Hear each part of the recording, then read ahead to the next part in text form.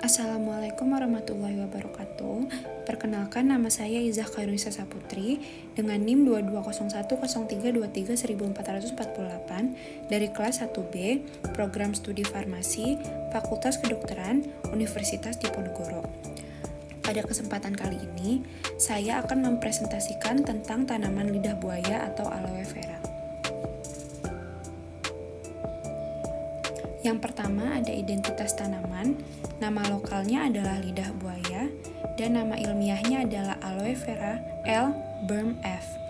Aloe vera berasal dari bahasa Arab aloe yang artinya bahan pahit yang berkilat, dan dalam bahasa Latin aloe berarti pokok, sedangkan vera berarti tulin atau pokok tulin. L menandakan lidah buaya pertama kali ditemukan oleh Carolus Linnaeus pada 1753 dengan nama aloe perfoliata varvera. Burm F menandakan deskripsi lidah buaya kemudian dibuat lagi oleh Nicholas Lawrence Berman dengan nama aloe vera dalam Flora Indica pada 6 April 1768. Selanjutnya ada taksonomi. Kingdomnya adalah Plantae, subkingdomnya adalah Tracheobionta, superdivisinya adalah Spermatophyta, divisinya adalah Magnoliophyta, subdivisinya adalah Spermatophytina, kelasnya adalah Liliopsida, subkelasnya adalah Lilidae, ordonya Asparagales, familinya Aspodelacea, genusnya Aloe, dan spesiesnya adalah Aloe vera L. Burm F. Selanjutnya adalah habitus. Lidah buaya merupakan kelompok tanaman dengan habitus berupa herba atau perdu, yang memiliki ciri daging yang tebal, tidak bertulang, dan mengandung lendir. Lidah buaya merupakan tanaman dengan habitus berupa semak rendah yang mengandung lendir pada daunnya dan bersifat sukulen.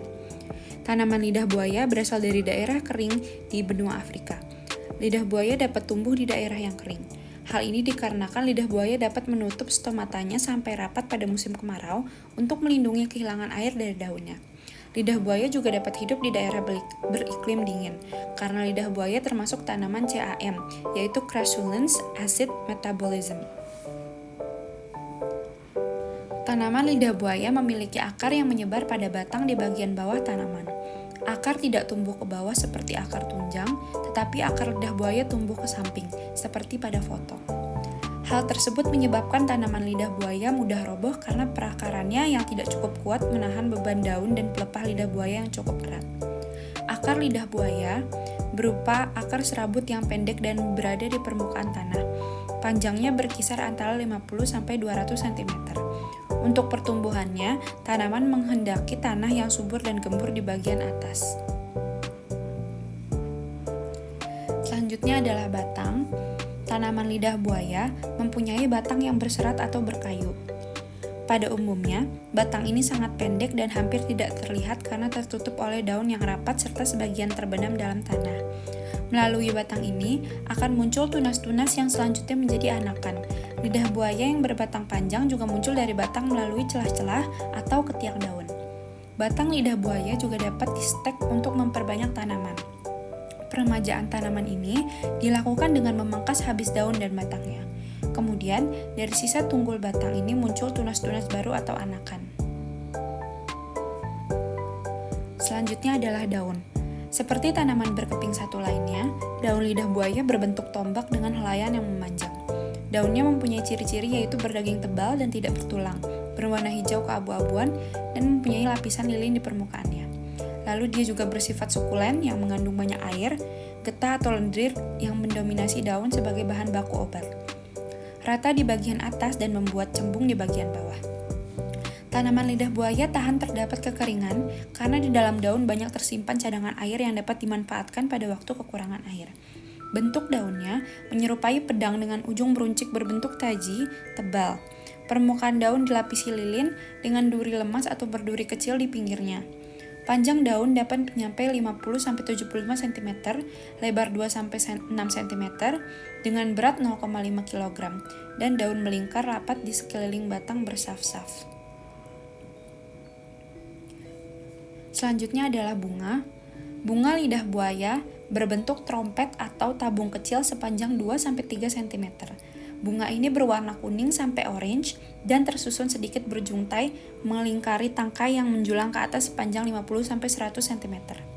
Bunga pada lidah buaya akan muncul jika ditumbuhkan pada daerah subtropis. Saat akhir musim dingin dan musim semi, bunganya akan mekar. Selanjutnya adalah biji. Tanaman lidah buaya harus berumur 4 tahun atau lebih sebelum dapat menghasilkan benih yang bagus. Setelah tanaman berbunga, baru lidah buaya mampu menghasilkan biji. Biji lidah buaya memiliki bentuk yang kecil, coklat keabu-abuan sampai hitam dan rata. Biji yang berwarna terang atau putih itu tandanya belum siap dipanen dan tidak akan berkecambah. Biji lidah buaya terletak di dalam polong kering pada tanaman dan perlu diekstraksi dengan cara membelah polong. Selanjutnya adalah manfaat.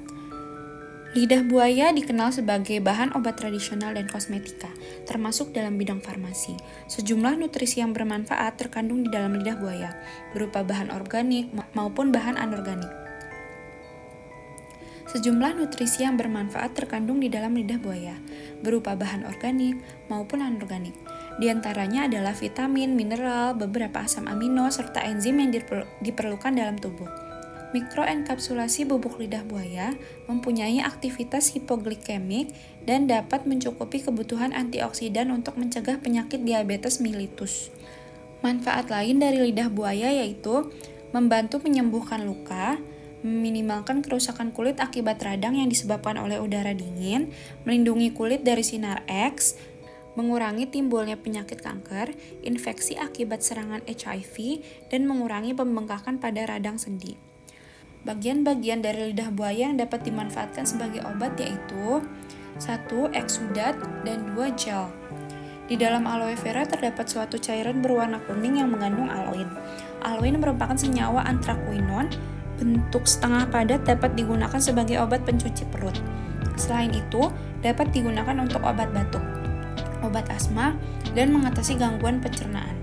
Sebagai penggunaan eksternal, umumnya digunakan untuk pengobatan berbagai penyakit kulit yang menghentikan rasa sakit dari gigitan serangga, menyembuhkan luka bakar, mengobati psoriasis, mengatasi luka bakar akibat radiasi sinar matahari, dan menghilangkan kutil. Sekian presentasi dari saya. Mohon maaf jika ada salah kata. Terima kasih. Wassalamualaikum warahmatullahi wabarakatuh.